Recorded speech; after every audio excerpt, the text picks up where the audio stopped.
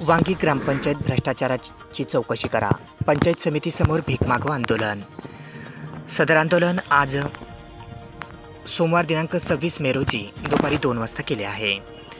Bed तालुक्यातील वांगी गावात ग्रामपंचायतीच्या भ्रष्ट कारभाराला कंटाळून स्थानिक तरुणांनी एका अनोख्या पद्धतीने आपला निषेध नोंदवला। गावातील तरुण हरिभाऊ शेळके यांच्या नेतृत्वाखाली बीड येथील पंचायत समितीसमोर भीक मागवा आंदोलन करण्यात आले। वाजत गाजत घोषणा देत तरुणाने वाजत गाजत मोर्चा काढत पंचायत समितीवर पोहोचत आपली व्यथा मांडली। वांगी ग्रामपंचायतीमध्ये मोठ्या प्रमाणावर भ्रष्टाचार होत असल्याचा या तरुणाचा आरोप आहे। गावात 5-5 लाखाचे विकास कामे प्रस्ताव मंजूर करून काम न करताच केवळ बिले उचलली जात असल्याचा ठपका त्यांनी ठेवला आहे। या कामाची प्रत्यक्षात कोणत्याही अंमलबजावणी होत नसून गावातील सामान्य नागरिकांनी विचारणा केली तर त्यांना समाधानकारक उत्तर मिळत नाही, असा आरोप त्यांनी केला आहे। फक्त विकास कामेच नव्हे तर घरकुल योजना तसेच इतर सरकारी कामं आणि योजनांसाठी देखील नागरिकांकडून पैसे उकळले जात असल्याचे आंदोलनकर्त्यांचे म्हणणे आहे। एवढे असूनही पंचायत समितीकडून कोणती चौकशी अथवा कडक कारवाई केली जात नसल्याने पंचायत समितीसमोर भीक मागो आंदोलन तरुणांनी सुरू केले।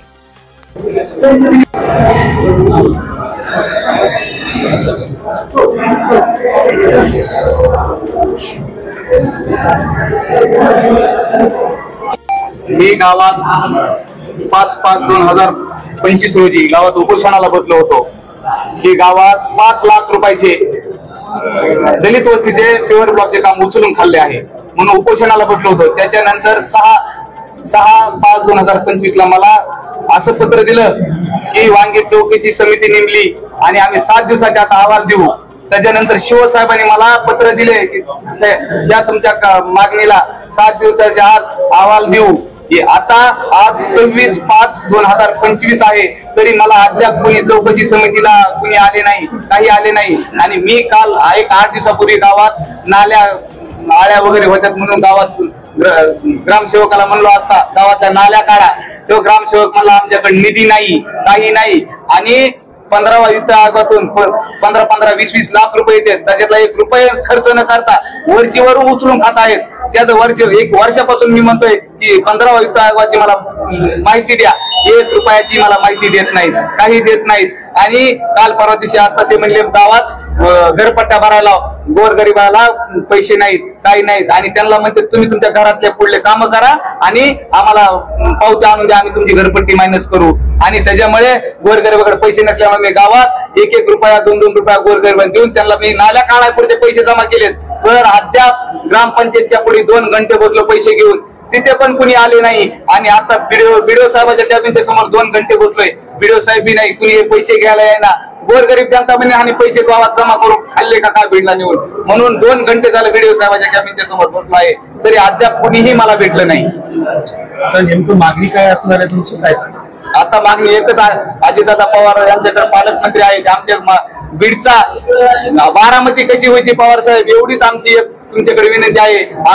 आम्हाला खूप तुमच्याकडून अपेक्षा आहे की बीडची बारामती व्हावा, एवढीच मोठी खूप अपेक्षा आहे आमच्याकडे। यामध्ये पैसे मागण्याची सुद्धा तुम्ही या ठिकाणी सांगितलं, कोण पैसे मागताय यामध्ये? गावातील सरपंच विहिरीसाठी 15-20 हजार रुपये मागवतो, घरकुलासाठी मागवतो, माझ्याकडे रेकॉर्डिंग आहे। तो म्हणतो मी एअरपोर्टचे पैसे घेतले, हाचे पैसे घेतले, त्याचे पैसे घेतले। आणि मी इथं येऊन विचारला असता अधिकारी म्हणते आम्हाला 1 रुपयाही लागत नाही घरकुलासाठी, ना विहिरीसाठी, ना गायगोट्यासाठी। आणि हेच कर्मचारी गावात असं सांगतात की तो माहितीचा अधिकार टाकल्यामुळे आम्ही तुमचे जिओ टॅगिंग करणार नाहीत, हे करणार नाहीत। आणि माझ्या गोरगरीब जनता माझ्या अंगावर यायला लागली आहे। मात्र जिओ टॅगिंग साठी इंजिनियर कडनं 1000 रुपयापासून 5000 पर्यंत वसुली केली जाते, ती कोणाच्या नावाखाली केली जाते? ही अधिकाऱ्यांच्या नावाखाली केली जाते। आणि असं म्हणतात तुला घरनं गायगोटा बांधायचा नसेल तर 20,000 रुपये दे, 80,000चं घरकुल गायगोटा तुला नाही बांधायचं तर 20,000 दे, घरकुल नाही बांधायचं 20,000 दे, विहीर नाही खांदायची 20,000 दे। अशी गावात खूप आहे। हा, जो घर बांधायला लागला त्याच्याकडून 15,000 आणि जो नाही बांधायला लागला त्याच्याकडून 15,000। गाव आहे हे आणि बीड तालुक्यातील वांगी गाव आहे, माझं हरिभाऊ शेळके नाव आहे, मी एक शेतकरी आहे। या संदर्भात आम्ही प्रशासनाशी संपर्क केला असता मात्र त्यांचा संपर्क होऊ शकला नाही।